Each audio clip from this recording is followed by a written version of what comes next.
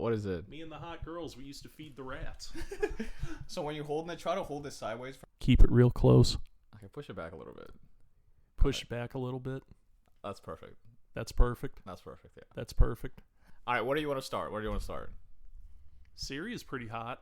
Okay, so, I mean, the way I understand it is that, so there's, like, few faction. I think, well, a lot of people believe that this whole started because of October 7th kind of kicked it off. Yeah. Yeah, what is it? And then, what's the president name? Assad. Assad's been in control for a while. 20 years. Isn't it 50 years? I thought it was, no, his family. Well, the family's been around since the very early 70s. Assad himself has been around for 20, so like a 20-year-long reign of terror. That's right, and he's backed by Russia. Russia. And what was the other one? Iran. And Yeah. then you have also Hezbollah as well. They were helping him out as well. Yeah, Hezbollah threw their hat in the ring too. Yeah, exactly. So I mean, after the October 11 and Gaza basically got destroyed, and then Hezbollah was like, "Yo, we gotta go help our homies out," and they got destroyed. One of their helpers out of the way, and then you have Russia who's helping them out. They're having to deal with Ukraine, so they were pretty stressed out. So obviously a little overextended. Yeah, a little bit extended, and then you have the HTN, I believe. Yeah, HTN, and then you have the Kurds on the other side as well. So and then you have the people that are, I guess they call themselves the Syrian army, but they're just like faction of people who they hate Assad, who basically destroy their family. Yeah, that's like a loose coalition of like bunch of people, farmers, like a loose coalition of farmers with guns and uniforms. Yeah, exactly. As Russia left out, the Turks were like, "Hey, we got you. You know, we can hate the Kurds here. Why don't you? We'll give you some of this. You give me some of this, and then you go, you know, get rid of the Kurds or whatever." So I think since Hezbollah was stressed, Russia was stressed, and Iran itself is like losing a bunch of money by just losing all these prostate. So eventually, these guys were just like, "This is it. This is the moment.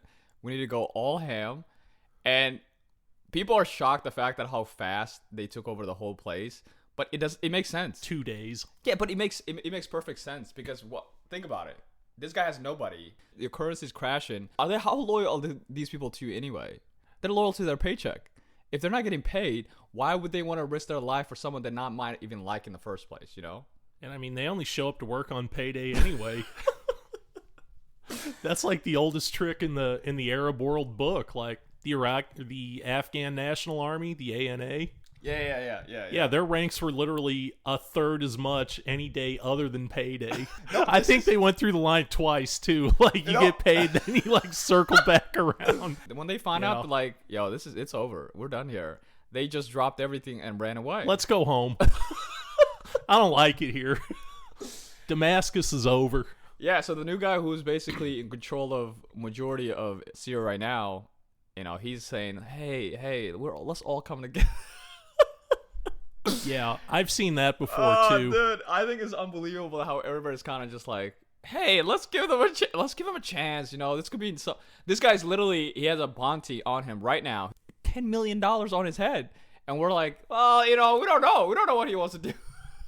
I mean, honestly, I was trying to be a little optimistic with this at first. Yeah. You know, because I mean, this is how it always goes. You know, when like a regime gets toppled or a dictator gets toppled, you know, there's all these celebrations and unity and let the past be the past and bygone. Everyone's got the free Syria, united Syria, you know, and then like a week or 10 days later, you know, we start going after collaborators. We start going after Sunnis or Shiites or, you know, anybody who, well, that's 2 days afterward. That's already happened. They just found somebody who was like high up in the Assad organization. Oh boy. There's a video on Twitter, supposedly, of him getting drugged behind a car while the crowd whips him with belts. No. So, I mean, 2 days later, we're already starting to get even. How are they all going to get along? There's like so many factions already. They're not, it's like Syria just traded one 20-year reign of terror for 21-year reigns of terror. They're all kind of have one thing in common, obviously, how terrible this guy was. And they're finding... Did you see the prison of, like... Oh, yeah. They're fighting... I think they call it the white and the red. Like, the white is the top of the prison, and then the red is, like, people he's been keeping underneath. There's a guy who came out, he's been underneath for 40 years. So at this moment, I just think everybody's just like, who lost their family, they've been looking for their family for a long time. They're all just happy that they're being liberated and they're just getting their family together. Like, and then I say a month or two. Oh, I mean, there's going to be retributions and score settling and getting even, persecutions. Some of the stories that come out of the prison, I mean, it's like, it's hard to believe. Like, is this actually true? You know, like the guards do like Hunger Games shit and like forced sodomy and, you've got to lick your own blood up off the floor. And I mean, like the guards. Wait, what? They're licking their blood off the floor. They force them to do that? Is that what you're saying? Yeah, like I guess the guards would like beat the shit out of you. And then like you'd get the tile all bloody and then be like, yeah, then you'd have to like clean up the tile from your own blood. I think anybody who was like even loosely associated with the prison is going to be, you should have probably already left Syria. Like, I mean, and that's how it works in the Arab world too, you know. I mean, it's like the level of degree of association with these people can be very, very casual, you know. I mean, it can even be so much as like Assad's mother used to go to your bakery or something. I mean, her. Yeah, that like, yeah, get him, you know, Yeah. like, you know, that counts as collaboration, you know. I mean, so yeah, I mean, if you were at all associated with anything going on here, yeah, you should have probably already left Syria, shaved your beard, changed your name. You should already be in Germany. You should have shaved your beard and changed your name. Yeah, so now I'm just interested to see how because majority of the place is just these two factions. Like the Kurds control most of the north and HTM control the other side. And I know that Russia has only 2 small bases left there, and that's just their way of trying to get to Africa, because, you know, they really need that. Like, they don't have any other way to, like, hop here to hop there. Like, the African countries that they're trying to invest in. How are they going to look at this thing? What are they going to think? I mean, which African countries is Russia trying to get into? All of them. I think Russia and China are the only people who are, like, divvying up Africa right now. Specifically Definitely Sudan. Think about definitely China. Yeah, think about Sudan, what is going on right there. Russia is, like, a largely control of that, like, helping out that situation. I just think, like, they have to be friends with these guys. But at the same time, they're like harboring the president, and this guy basically said, I don't know who got this president, but they need to bring him back here. He needs to face justice, okay? So I just feel that for Russia's situation, are they going to trade this guy in, or are they going to lose their base completely in Syria? Which one are they going to be, you think? You get what I'm saying? Yeah, because they need those bases. They have 2 of them still there, and they really need them. Like, if they lose them, where are they going to go to get to Africa? I mean, so they got to trade this president in. This guy might have to be sent back to Syria. We actually might see this guy get executed, you know, and it's going to be on Twitter, you know. I mean, it could be like terrible. A Pulitzer Prize photo, you know. I mean, like the guy in Romania. Well, I mean, this was when the Berlin Wall fell and like communism fell in Romania. Mm-hmm. You know, I mean, like the Romanian guy, I mean, he literally like sucked all the money out of Romania. Like, Romanians were poor. Okay. But I mean, him and his wife, you know, I mean, she had like closets full of shoes and furs. Of course, and, as you do. Golden Palace and all this. And let them eat bread. Yep. Yeah. Mm-hmm. I mean, yeah, really. Complete Marie Antoinette. Mm-hmm. And they finally, the Berlin Wall fell and they were going to execute the guy. And they were going to broadcast it on TV so everybody knew, but they actually shot him before the cameras were set up. So all the photos of it are like half. So they couldn't wait. So like the really famous photo is like him and his wife both like actively falling down while there's like powder coming from behind the wall of like the bullets and stuff. And he's wait. So somebody got a picture as, and then they're like, like down? As they're falling, like, oh my god. Yeah, imagine you just take like an AK and just like the wall. Okay. Yeah, it's like there were a lot of missed shots behind him, and you could like see it hitting the wall as they're falling. The fur coat she was wearing flailing out. So I mean that could be Assad when he finally gets his. Yeah, and I know that these guys said that, like, I know I was in charge of ISIS and whatever, but forget about that. I'm a new guy. You know, I shaved my beard. You see the clothes I'm wearing? Yeah. Oh, CNN's trying to be like, no, this guy's not Yasser Arafat. But I think the biggest winner in this situation has to be Turkey. I mean, Turkey is the big winner here. I mean, how many territory have they already... They already took over, like... And I know a lot of people are complaining about how Israel took the buffer zone. Yeah, I was gonna say, didn't Israel get a little bit of land out of this too? I understand why they did it. They did it for security reasons. Because think about it. I mean, this guy has been for years. He's like, I'm gonna destroy it. These are our enemies, and now he is in power of your next door. So you have to make sure that he doesn't get the weapons that Syria just left, and then see what happens. And obviously, the new guys came out and they said that, like, we don't want any fight. Our enemy. They're saying the right stuff. Our enemy is Iran, and who do they say? Who's the other? Who's their other enemy? Yeah, Iran is al-Bashar is our only enemies. Like, we're not looking to fight anybody. We're trying to union everybody together. The Christian, no, don't worry about it. Girls, we're not gonna tell you to go put on some hijab. Nothing will change. Everything will be fine. We'll be united. So for Turkey's sake, I think they're just like, whatever. What is it? Israel's doing. They're kind of using the same excuse. There's like, these are Kurdish. They're terrorists, and we need to just destroy their ammunition. So they've been attacking the Kurds on the north right now. But the way they explain it is the same thing. They're like, we just want to make sure we create a buffer zone. We're not trying to like encroach on Syria necessarily. But again, I mean, they got like almost the size of Israel kind of territory. You know what I mean? Yeah, I mean, so I say they're the winners. I think the Turks are the winners on this whole situation. And I am terrified for the Kurdish, honestly. Like, they're screwed. They're used to being persecuted. Kurds have gone through a lot. You can't be weak and be a Kurd, I mean, like Saddam, like... That's true. Yeah, Kurds are tough. They'll get through it. Actually, I think this might be the first time where all Americans are in the same side saying, like, let's not touch this. Let them do them.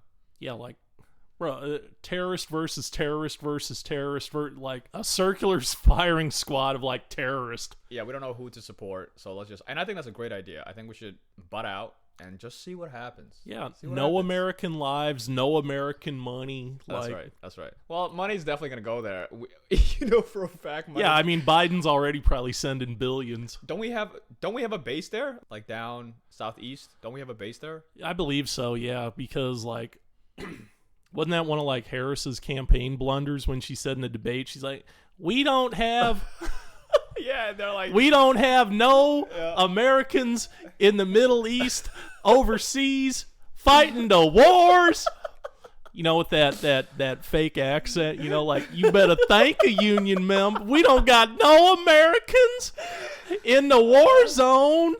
All the dudes on the airbase were like, where the fuck are we at then? Oh my God. All right. Okay. Well, I like we said, there's gonna be more to come out this, and I don't think any of it is gonna be pretty. But they're saying the right stuff. We'll see what happens. There's gonna be some growing pains. It's gonna be a tough transition, especially because, like, Assad, wasn't he like pseudo like a Shiite? Well, that's the thing. So I think the Shiites are gonna get. It's a bad time to be a Shiite in Syria. And that is a good point. I think a lot of people are not talking about the fact that the new faction, they are Sunni, and then obviously that's the whole reason why they're against Iran is that they're Shiite. It always comes back to that. Like, yeah, Assad was a Shiite-ish, pseudo. Yeah. There's a lot of debate. He's not a real Shiite. The fact that Iran was with him is guilt by association. That's exactly it. Yeah, it's a bad time to be a Shiite in Syria. It's like being a Kurd in Iraq. It's not a good time right now. Oh my God. Yeah. Well, you hope for the best. I would love to be wrong and it all works out, but the history of the region tells me.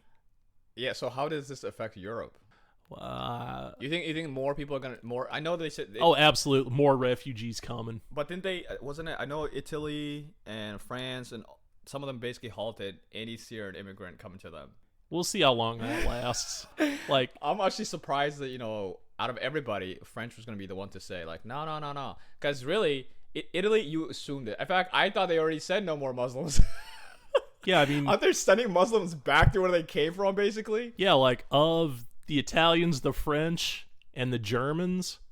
The Italians, I would say, are probably the ones who are least ashamed of being racist. That's right, yeah. The Germans, I mean, they're most ashamed. They're still racist, but they keep it kind of wishy-washy about it. But 100%, yeah. Yeah, I mean, and then you got the AfD in Germany, though. Oh, the new guys. Came in, yeah, the far-right Germany for Germans party.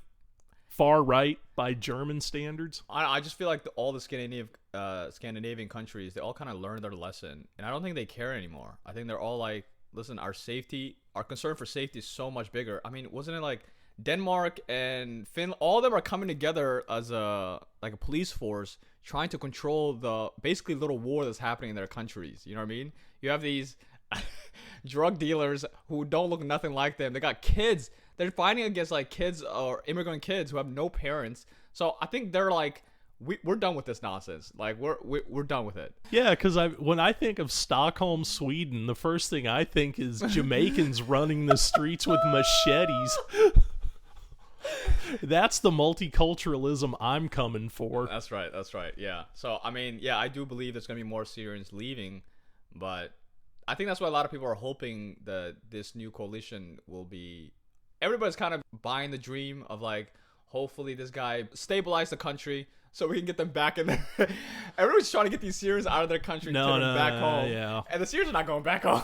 No, I mean they're not going anywhere. No, I've seen stuff on like Twitter and YouTube. Like right now, there's still reasons. There's still a lot of reasons they can't go back. Like they literally went to a dude's kebab shop that he's been running for like 10 years in Germany, and they interviewed him in Arabic.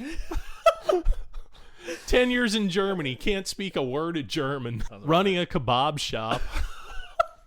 And they're like, hey, so like Assad's gone. Like, what's the plan? When you going back? Oh, I can't. It's it's not safe still. Or not safe, yeah. The economy's it's not a good economy anymore. So I mean, but like 10 years in Germany. He was one of the first ones over there. Can't speak a word of German. They had to interview him in Arabic. He's not going back. Why would he go back? It just makes no sense that these people think they're going to go back. Nah, dude. He's here. Yeah, he's getting like 1,800 euro a month. Oh, yeah, that too. Plus free healthcare. Why would I go back there? Yeah. But cash-only business. Selling kebabs to other Syrians. Was it Finland or Sweden? They were offering like 25,000 to leave. Sweden. Yeah, Sweden. How many left? Nobody.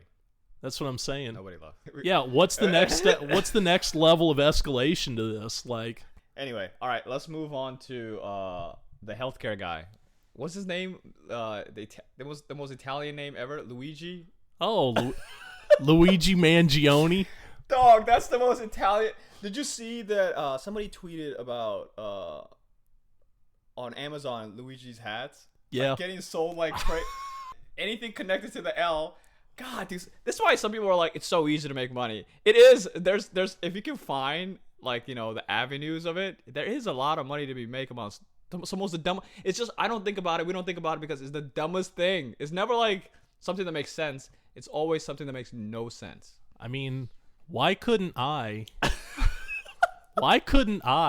have like a drop shipping company and my name's just happening to be Luigi? Oh like, my God. What if I just happen to be selling Luigi gear on Amazon? Oh my God. And then it came out this guy's name's Luigi. Fucking hero of the people. Talk about being in the right place at the right time. Yeah, so I think it's very fascinating. I think we already talked about it, that, you know, this guy was broad daylight shot this guy, and from the moment it happened, everyone's just like, good, you know, I'm glad this happened. You know, they've been screwing Americans for a long time. You know, they got what they were coming. That's basically what they said. And a week went by. Was it even a week since he got caught? Nah, it's been only a couple of days. Like, yeah, I think it's been like that dude working at McDonald's ratted him out. People are so upset. And now the tip line's trying to like weasel out of that because they're like, well, he didn't call the tip line, he called 911. And like, so now this dude's just a rat, and he thought he was going to get paid. Now he's not going to get paid, and everyone knows he's a rat. Oh yeah, that's what I heard. They're saying that he might not get paid. Wasn't it like 60,000? 60,000, yeah. And they're saying now he's not going to get it because he didn't call the hotline. He just called the the cops. You were supposed to call the hotline, not 911. That's not cool. And then it's like, you know, it's apparently there's a lot of layers to this. Like, you know, it's approved up to 50,000, and it's got to be approved by the Secretary of State, and like it's got layers, right? Okay. And then this dude's just like, 911. I think I got the guy eating a fucking sausage McMuffin. Come get him. And then he's like, so what about my money? And they're like, what money? What money? But what is it? There was a message in the 3 shots that he shot. Oh, yeah, he scratched something on the casings. He goes, delay, deny, depose. This is. I think this is one of the corniest killings ever. Okay, think about it. I think we all thought, first of all, this guy was a hitman. You know what I mean? He was organized or whatever. But his story is so sad. I mean, no, this is an asshole who just got lucky. Think about it. He's one of the richest family in Maine. Isn't he from Maine? Yeah, his family's like, aren't they like in healthcare? Wasn't that what they made their money off as well? I hadn't heard that, but that would be very ironic. And then what is it? He like fucked up his back surfing, and that's why he was mad at the system. He's got like all these like plates and screws in his spine, and he was in so much pain he couldn't have sex for years. And I can understand when you're feeling so much pain that it's unbearable. I mean, you know the bad kinkle sores I get in my mouth? Yeah. Dude, the height of those kinkle sores is like, I'd rather just die. Yeah, imagine if that's just your life. Exactly. So, and some fat billionaire just denied your insurance claim. Like, your canker sore problems could have gone away. Oh my but God. This fat billionaire, he's like, no, you can live with it. Yeah. You're not in enough pain. Yeah, so his family is very well off. The kid is a very smart kid, went to a private school. Wasn't he like a doctor? Not a doctor, but computer science, I think. Yeah, that's what it was. He was involved in AI, whatever. And just because of this accident, literally changed this guy's whole life, you know? He's been trying to, fix his back pain for a few years or so. And he started doing mushrooms, you know. He even created a group, talking about what kind of mushrooms should try. So apparently he was just walking around Hawaii, just trying different type of mushroom to just help him with the pain, whatever. And I think a lot of his friends believe that kind of like pushed him towards, radicalization. Start reading a bunch of books about, this is not fair. Our society. He used to like write the reviews on Amazon. I think there was even 35,000 word review of like Animal Farm. That's just absurd. That's awesome. That's absurd. Reading way too deep into it. I always think that people who take that much long to write a review about whatever product it is, they're suspicious. They're always suspicious for this reason. Look at them. Why are you spending this much long about a review of something you bought? Yeah, like if you're smart enough to go to a private school and be an AI computer data engineer or whatever, like you should also be smart enough not to eat mushrooms off the side of the fucking road. Yeah, and there's also he read the Boston Bombers manifesto. Oh, and he's yeah. like, I understand where he's going. Like, I'm hip. I'm with you, brother. Yeah, and then they're saying like this was just like the first one. He had a list. He had a list of people that he was gonna take out. I could see him being like Steve Buscemi in Billy Madison. Yeah. Where he's just like got a list on the wall and he's like scratching names off of it, and he like puts the lipstick on and he like lays back on the couch and he's like, oh yeah. Or like maybe if they actually approved his claim, like he would have scratched that name off the paper and he would have went to somebody else, I mean. Yeah, and honestly, after all this information came out, it just makes sense. We always assume that these are more elaborate than it usually is. The story is always boring. It's never like there were some at first, there were some wild theories coming out. And then it turns out this dude just happened to be in the right place at the right time. Yeah, like opportunity aligned. Yeah, so you couldn't focus for years because of the pain, and the pain really does change your whole life trajectory, really. I mean, if it makes sense if you break your leg, all you're thinking about is your leg. You're not thinking about, my dreams and my hopes and dreams. Man, my girlfriend on some crap. Like, it's like when your head's being held underwater at the swimming pool. You don't care what kind of crap your girlfriend on. Yeah, and then what is it like? He was gone away from his family and his friends. You saw his friend eating mushrooms. Yeah, I think it's funny that his friend immediately went online like, yeah, man, this guy was a great guy. Salt of the earth, a stand-up guy. They're always stand-up guys. He's like, yeah, I texted him about my wedding. I had to be like, hey, bro, I need to know, bro. Are you gonna come? You promised me about that. And his family was, I think, yeah, and I do believe his family knew nothing about this. Obviously, can you imagine? Like, you've been looking for your kid, and you found out your kid was actually the murderer of this big news that's going around the country. The UnitedHealthcare killer. That's your kid. And then one of the I shouldn't laugh at it. It's truly not funny. But one of those parks in New York City, like Greenwich Village or something, Yeah. they hosted a lookalike contest for the killer. Bro, that was so wild. The most people are not serious. People are just They not held serious. a lookalike contest. It was like that scene in Life. Yeah. You've seen Life with Eddie Murphy, right? They were all black prisoners, right? Okay. Oh. And the warden's daughter was white, right? Martin Lawrence. Yeah, was Martin as well. Lawrence Yeah, and yeah. Eddie Murphy, I yeah. think we had to see this in school. I think Yeah. everybody who went to American school probably saw Yeah, this movie. yeah, it's a pretty funny comedy. Yeah, go ahead. Back when Eddie Murphy was still funny.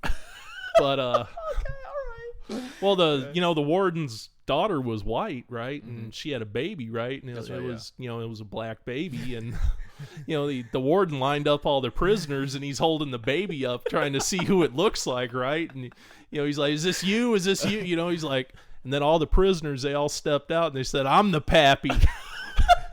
So that's how New York City was. They had a lookalike contest. So obviously, I don't support just encouraging somebody to go out and kill people. I mean, this guy wasn't it like GoFundMe had to shut down the page where these people are trying to help him, and the fact that this guy is Yeah. like good looking is changing. Everybody's like, Oh, Luigi. get him out! Oh, free Get him Luigi. Out! Get him out right We now! need to start making T-shirts. Free Luigi. Reddit's like a metronome. It's going between Luigi didn't do it and fuck the rat. I think at this point, the McDonald person, think about it. People hate this guy. He works at McDonald. He can't really afford security in general. What? He's not getting the 60,000. What happens to his life? Is his life ever gonna be the same? Hopefully, they don't put his. I'm sure someone's gonna put who he was. Or you know what I'm saying? Oh, he's getting doxxed. There's I no mean, way. he's got to get doxxed. I mean, he has to get doxxed. I mean, doxing's not good, but I mean, like, he's gonna get doxxed. I mean, that McDonald's is probably gonna be shut down now. Somebody's gonna throw a fucking rock through the window at that McDonald's. But yeah, it was crazy. Which I feel bad for the Indian guy who owns the McDonald's, but it's not his fault that he hired a rat. How could he have known? But he's gonna suffer for it too. But yeah. What is it? I think it's crazy how both sides of the aisle came together and be like, yeah, dude, fuck these healthcare people. But again, I think people don't realize the fact that there's a bunch of insurance who are way worse than UnitedHealthcare. UnitedHealthcare is simply one of the biggest because out of all these shitty ones, they're actually the best ones. This is dumb. There's no reason to do this, and I think it's crazy that our society we're all kind of just like, yeah, man. If you're gonna be a CEO of any company, you should be killed. That's literally anti-capitalist. And the thing is this: the same people who champion capitalists are also the same people who are encouraging this shit to happen, which just blows my mind. It's just like, what do you think happens now? Now security companies are like flourishing, bro. They're getting requests from left to right. Dude, should we just kill all the exec of any company? Because they're all doing some shady stuff. If you're just thinking about, we already talked about it. Just capitalists in general is that there's gonna be people who are gonna suffer. That's just part of capitalism. There's gonna be some stepping over. So I just think it's crazy that we're all kind of just like, yeah, let's kill these guys instead of basically saying like, it doesn't matter what gripe you have on these CEOs. It's their job. Like, they're just doing a job. It's not like they enjoy doing this. We're making it seem like they actually love doing this. No, it's a I think job. they relish. I think there's part of it that they relish. I mean, like, I don't think so. I generally believe they're doing this for the pay. I mean, the pay is great. well, I mean, technically they're doing it for the benefit of the shareholders. Yeah, well, and the stock that's price. their job. That's their job. Yeah, job I to mean, do that. their job technically is to bolster the stock price for the benefit of the investors. Exactly. So, I mean, they're simply just doing their job. So, imagine being this guy's kids or his wife. America came together and said, good, we're glad your Yeah, father's I mean, dead. I would argue that, like, don't be the type of guy that they host a lookalike contest That's for your crazy. killer. Like, just don't be that type of a person. But I mean, I just don't understand how you can blame him for it. I mean, yes, you can take it out on the insurance company. It's bigger than them, isn't it? They're just trying to fight. Like, we're talking about the Medicaid situation. They're competing against a market where Medicaid has unlimited amount of money from the government, Medicaid and Medicare. You can't compete with that. They're trying to find a way to compete with that, and this is the only company that really is not trying to screw you as much as they can screw you compared to the other healthcare companies as well. So, and I know a lot of people now they're saying that, well, this is why we should have a national healthcare and whatever. No. What country has a national healthcare that's doing great? I mean, that is one of the pastimes of the English people, is complaining about all the ways the NHS fucked them. They come here. They literally and it's come so here. creative. The NHS fucks the British people in the most creative of ways. They get fucked in ways that it wouldn't even occur to you that you could fuck somebody like that. Like, the NHS just does all type of wild shit to people. Yeah. But I mean, I don't even think it's like a socioeconomic thing at this point. I mean, for some people it is. I mean, you're always going to have guys like Bernie Sanders, right? Millionaires who hate billionaires. 100%. Nobody hates a billionaire more than a millionaire. That's true. That's true. But I think a lot of it is just like, we live in a system now where, I mean, it's like kind of a French Revolution thing, or like the setting of the French Revolution, where it's like the rich are getting obscenely rich. Meanwhile, everyone else is waiting in line at the food pantry. Right. And I mean, these people have the entire capture of the government. They run all the regulators. They run the government. They lobby. I mean, it's like all this is done for their benefit. Meanwhile, your plight gets worse and worse and worse. And even if you look at like a generation or two ago, like, there were rich people 2 generations ago, but like the gap has gotten so much wider, and I mean, I think that's what people are becoming resentful for. I mean, like, there's no representation in the government. There's no representation in the courts. Normal people feel they have no redress for their grievances. So I mean, unfortunately, that leads to the realization that maybe we need to go outside of the court system. If you look at today, like, jobs today versus jobs back in the day, jobs today are shit compared to what jobs back in the day used to be. In what sense? Like, from a workload, benefits, pay. I mean, wait. You think more people work back in the day than they do today? No, I mean, people got better deals working. Wages have been suppressed and stagnated in the last 40 years. Okay. I mean, just benefits have gone down. Used to be up to something like a third of workers had pension plans. Now it's like a fraction of that. Now it's supposed to be 401k, and jobs are just different now. And a lot of these companies, I mean, back in the day, they used to only grow at 1%, 2%, 3% a year. I mean, it was a lot slower growth, and now, now a lot of them expect, 10, 20% year on year on year. I mean, a lot of that's that kind of Silicon Valley unicorn mindset, Right. know. My own grandfather, right? He started working at IBM in 1953. Mm-hmm. And I mean, I don't really know how he got the job, but I mean, he was in the military previously. He was a Korean War veteran, so he would have started right after he got back from the war. But I mean, I'm sure most of the training would have been on the job. I mean, he got a pension for the rest of his life. He had health insurance for the rest of his life.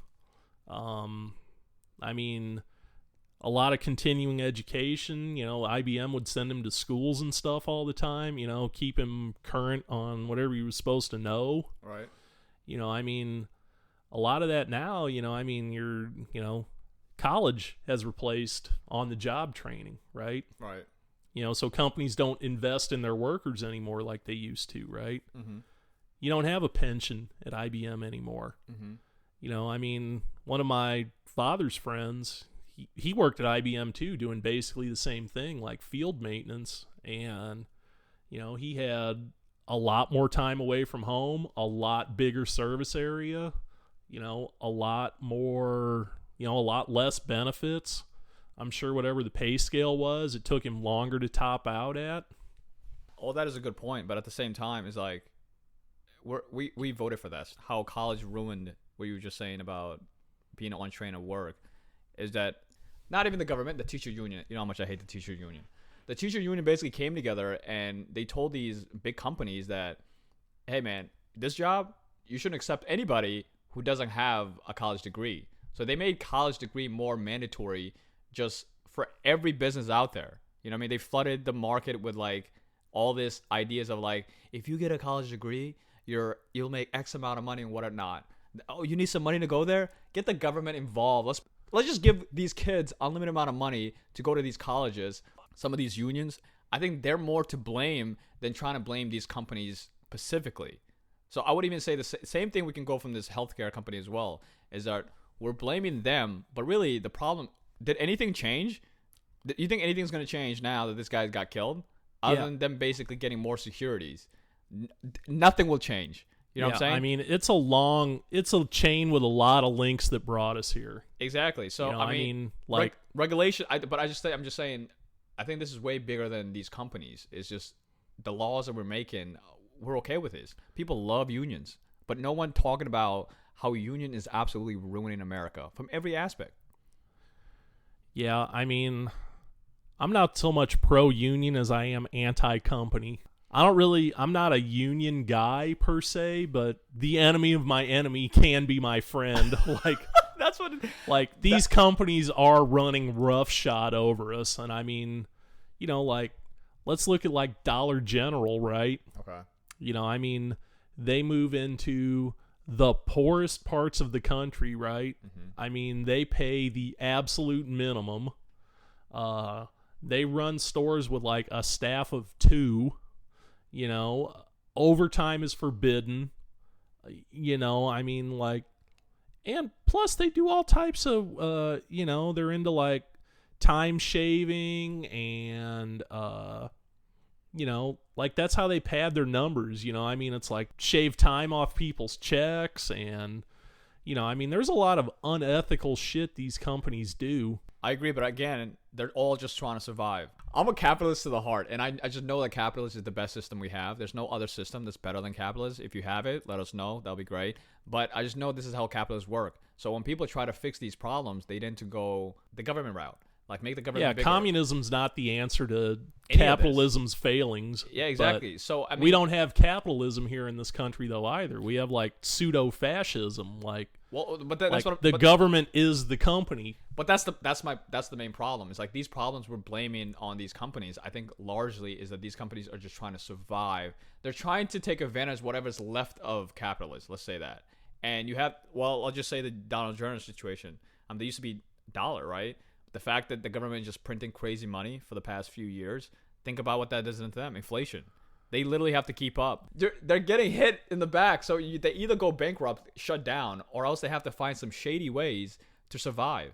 And there's going to be some shady ways. No one's surviving clean. There's just no clean way to survive. Yeah, there's a lot of dirty hands. Yeah, there's a lot of dirty hands. So many dirty hands. And the more the bigger the government gets, the more, people who are not motivated to really do their job are created.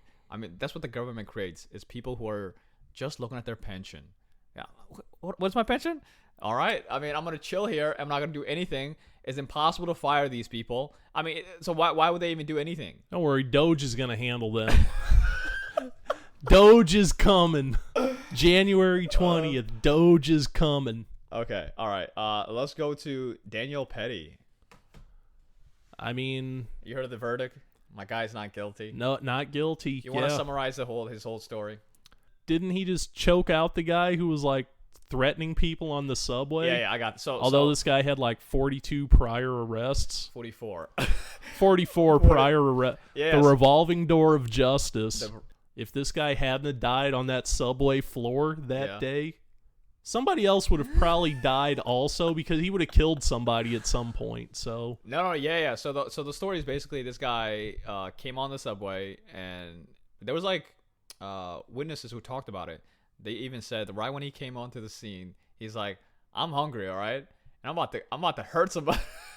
I'm about to hurt somebody. Somebody give me some money, or else someone's going down." You know what I mean? And he was specifically, I guess he was going towards this one Pacific woman, and this guy is basically came and tried to put him down, and someone was calling the police. So he was in his mind was that keep this guy on the ground until the police get there so they can deal with this problem.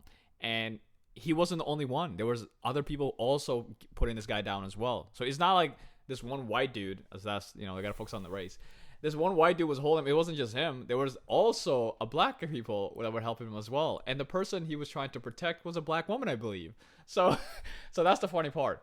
So anyway, he held him down. He just held him down too long, and the guy died. So obviously, what's the Alvin Bragg? Alvin Bragg. the guy who got elected on the platform of I'm gonna get Trump. Exactly. So, it was during that time as well. So he's like, I'm about to show them what I got. You know what I mean? He was kind of just trying to assert his power. And he charged this guy.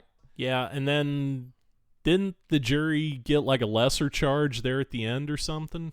Yeah, because they couldn't. I think so. This has been going on for a while. So the guy was just in prison for a good amount of time. His bail was like ridiculous amount of money. The process is the punishment. Yeah, exactly. So he was there for a while. He got off, but he still went through it. Exactly. At first, they couldn't agree. They're like, there were some people who were like he was guilty. There were some people who was like he's not guilty, and they just couldn't, agree on one verdict or the other. So they're like, all right.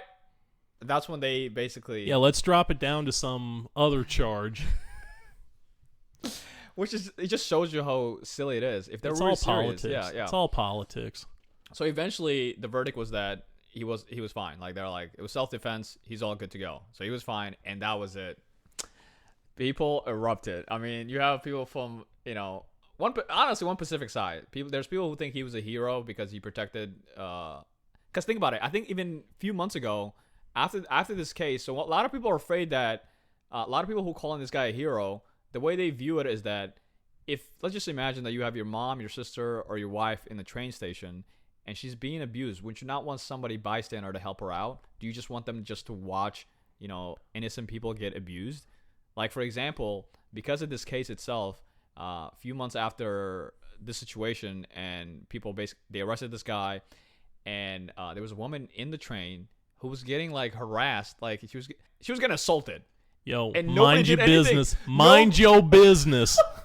Is that your business? Mind your business. Yeah, and nobody did anything about it. So like, and I remember hearing about that. I'm just like, it really tore me apart. I'm just like, think about it. Like, that's your mom, your sister. Like, she's getting harassed. She's getting assaulted, and people are just watching this happen.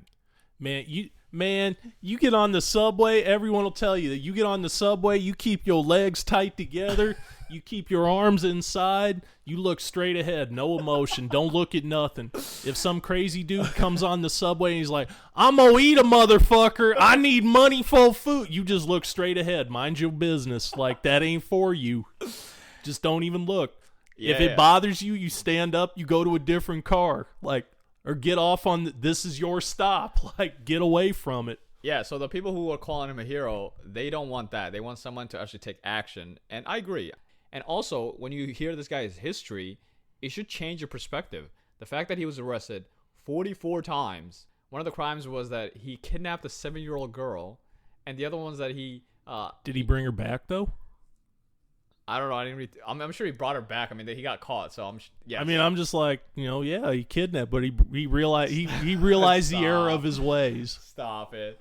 I think it's crazy that he was out. These are like crazy charges, and he was just getting out every time. He was just getting out. That's the wild shit to me. I mean, that's New York values, though. That's the New York justice system. It's like St. Louis.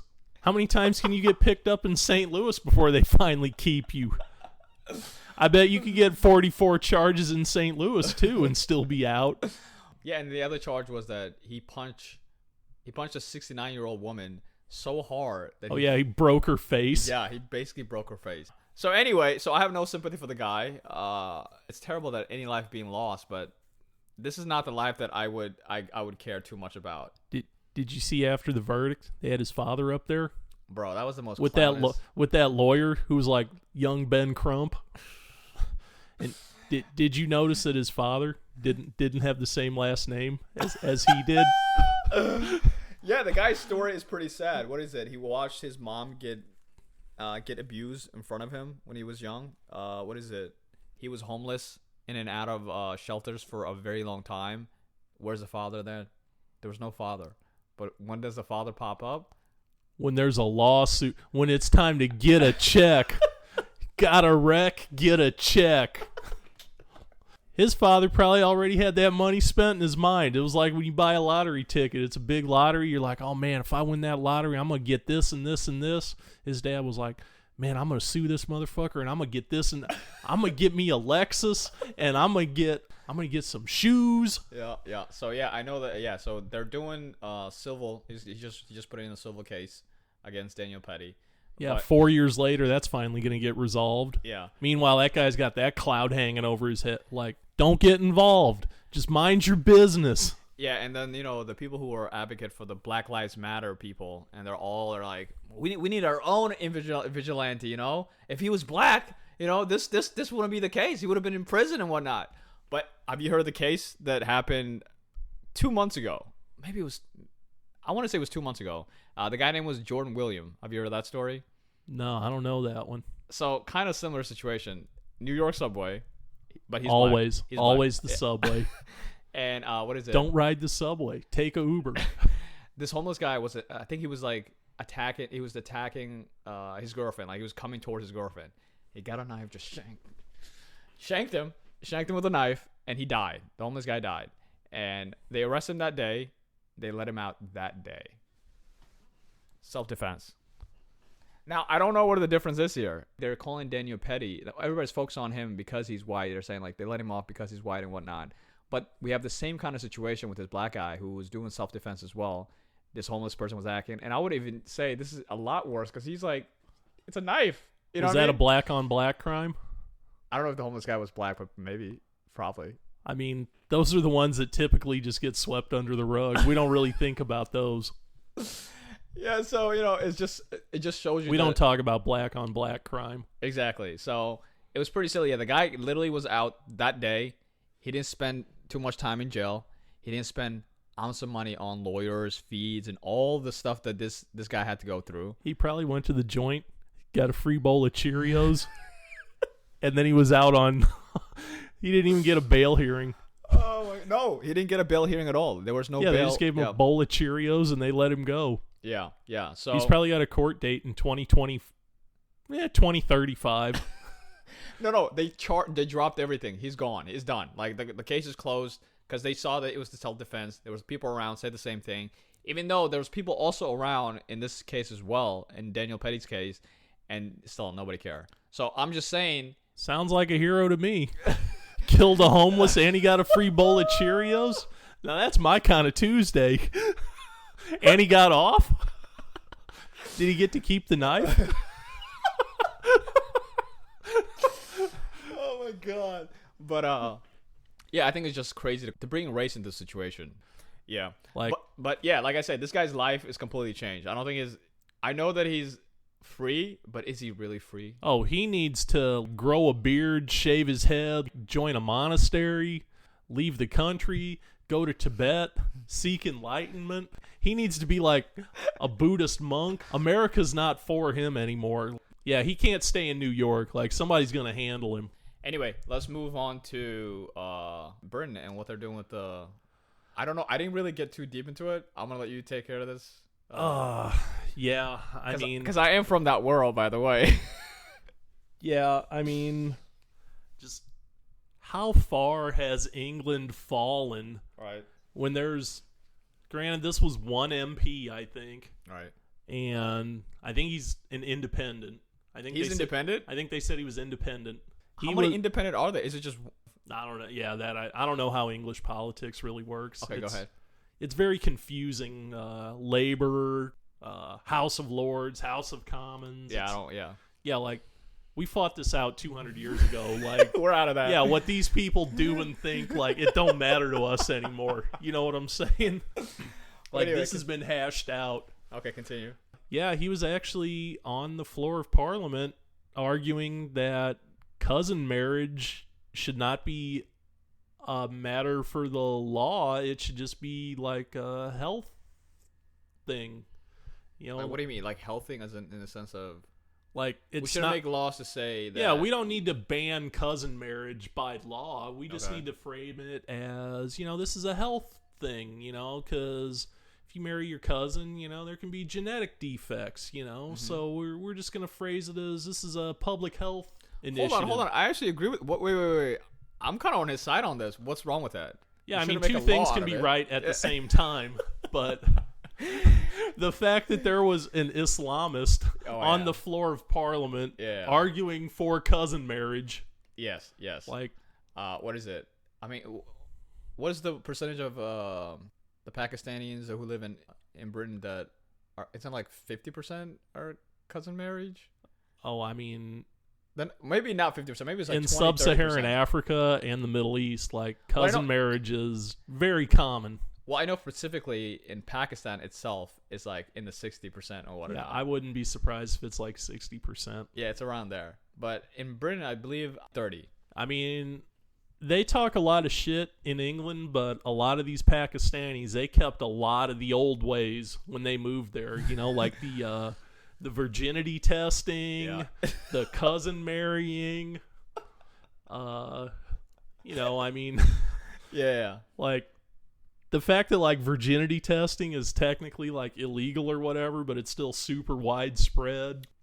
In 1921, bro, like, 1/4 of every 1 out of 4 humans on Earth was under the thumb of the British Empire. Like, That is that was pretty crazy. 1921. That's not that long. There's people who are still alive when Yeah. they're 103 now if they were just born then, but like, there are still people alive. They were born when 1 out of 4 people was under the rule of the British. Yeah. Like 100 years. Yeah. Like, they had India until 1947. When they gave up India, that was probably when the dominoes really started falling. Yeah. But, like, yeah, like, who would have thought? Like, the British Empire, like, it fell. Do you not think the pendulum is going to swing the other way for Britain in general? Or do you really think it's lost? But obviously not just from this cousin situation, but just in general, their culture. Demographics. My sister, Demographics is destiny. listen to this. So my sister's over there. Okay. I'm sure she feels right at home. Where's the women not wearing the hijab? If you're a woman in England, you can wear whatever you want as long as you want to wear the hijab. Like, I mean, God. Granted, this might be, selection bias or maybe just what I saw that day. But, I mean, a lot of young British children, I see them on school trips and stuff. I mean, a lot were, I would assume, of The new generation? Yeah. South Asian or Middle Eastern origin. I mean, there were very, very few white children I saw. I'll just say it. Yeah, like, yeah, there were very few white children. Yeah, I mean, that school, maybe those schools were having their field trip, from a certain neighborhood or something. But I mean, like, yeah, demographics is destiny, and I mean, England is cooked. I mean, man. Yeah, for me, obviously, I don't really care the color of it. It's just the fact that their culture and their ideology is changing as well. Like, that's actually the that's biggest getting part about erased. it. Yeah. I mean, that's actively being erased. Yeah. One of their ideologies that's changing is the free speech aspect of it. Oh, there is none in England. Just the fact that you can arrest people for their tweets. People are coming. Yeah, there is none in England. Police are going to people's house and be like, "Yo, what is this? What is this tweet that you just put out?" What do you mean by? So when you said England is for the English, what do you mean by that? Yeah, I think that's absolutely bonkers. Yeah, I think that's more damaging to their society than anything else, really. Yeah, like the censorship and like Britain's it was the beacon of our modern day today. Like, most of our ideas, freedom of speech, it came from like them. our Constitution was based on like, so just to hear them English law. Just to hear them be like, "What do you mean by that?" What do you mean? You can go to prison for just tweeting? I think that's absolutely mad. Yeah, and they don't have. I mean, a lot of our rights are under attack by the courts too. Don't get me wrong, but I mean, They don't have a concept of due process. Yeah, ours is not even okay. It's not even close. Okay. I don't think we'll ever get to that level. At least not in our lifetime. You know what I mean? Yeah, I mean, they don't have due process. They don't have a right to a quick and speedy trial. At this point, they're presumed guilt. Like, they have presumption of guilt. Exactly. Not innocence. Exactly. Yeah. Yeah, like, you prove your innocence, not the state proves your guilt over there. Yeah, so, I mean, I believe that it was the Labour Party. I think the Labour Party is cooked as well. I just can't imagine them being in power for a long time. Yeah, but they keep winning. I mean, even when they won, after they won and they showed their cards, immediately people were just kind of like, yo, what? You said all this? What is Yeah, this? and then they win the next election. Yeah, I just can't see them surviving this. I mean, there's a lot of people, like I said, like here. I mean, and I do think the Trump election itself has motivated a lot of people from like around the world to be like, yeah, we don't have to take this. We don't have to take this. I think Trump's win has emboldened a lot of people. I think it's a wave. It's a movement. Yeah, there's a lot of people who, I mean, look at like Hollywood. I mean, a lot more celebrities are coming out as being like either Trump supporters or at least neutral. Bro. Like, it's becoming a little bit kind of edgy and cool to be kind of on a Trump supporter now. I agree. Like, that's the edge. I agree.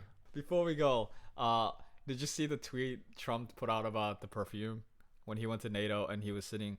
Obviously, Joe is not Joe is done. Joe is not even messing with. Oh, how Jill Biden was like, right hey, next to him. Hi. What did he tweet? He goes, a perfume that your enemies can't even. Yo, I thought it was fake. I didn't even think it was real, but it was real. He tweeted that out. He's like, a perfume. Even your enemies can't resist. I mean, bro, it's gonna be a wild 4 years. I just can't. Dr. Jill was soft on Trump. I mean, most women are soft on Trump, whether they want to admit it or not. I mean, dude, he's selling a perfume that's called soft on your enemies. Eau toilette. No, dude, yeah, the guy, yeah, it's gonna be a wild 4 years. Like, and Trump just has so much fun with it too. Like, I think that's what people enjoy too. Like, Trump is a spectacle, and Trump knows he's a spectacle, and Trump has fun with being a spectacle.